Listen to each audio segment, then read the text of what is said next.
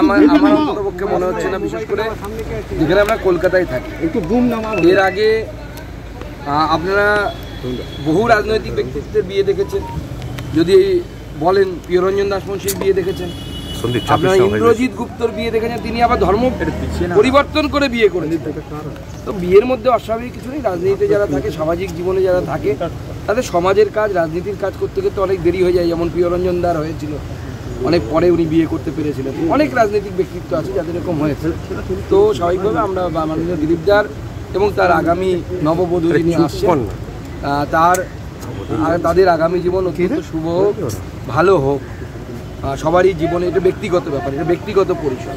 আমার সেই জন্য মনে হয় ব্যক্তিগত পরিসরে কারো বেশি না ঢোকাই ভালো। আমরা পার্টির তরফ থেকে শুভেচ্ছা দিয়েছি, জানিয়েছি, এবং তাদের আগামী জীবন সুন্দর হোক, সুখী হোক, এটা আমাদের কামনা। বিয়েটা একদমই ঘরোয়াভাবে হচ্ছে, উনি যেটা আমাদেরকে জানিয়েছেন। আজকে সন্ধ্যাবেলায় সম্ভবত বিয়ে। আমরা শুভকামনা দিতে গেছিলাম, শুভকামনা হয়ে গেছে।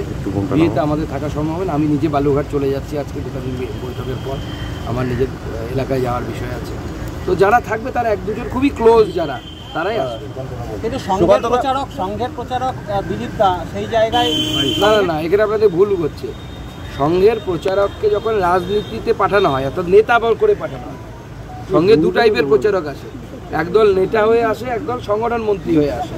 সংগঠন মন্ত্রী হয়ে যারা আসেন তারা প্রচারক থাকেন, কিন্তু নেতা হিসেবে যাদেরকে পাঠানো হয়, অর্থাৎ সভাপতি, জেনারেল সেক্রেটারি, এই সমস্ত পদে যারা থাকে, জেনারেল সেক্রেটারি অর্গানাইজেশন, তারা কিন্তু প্রচারক থাকে না। প্রচারক থেকে তাদেরকে নিবৃত্তি দেওয়া হয়। উদাহরণস্বরূপ অটল বিহারী বাজপেয়ী এবং লালকৃষ্ণ আডবাণী।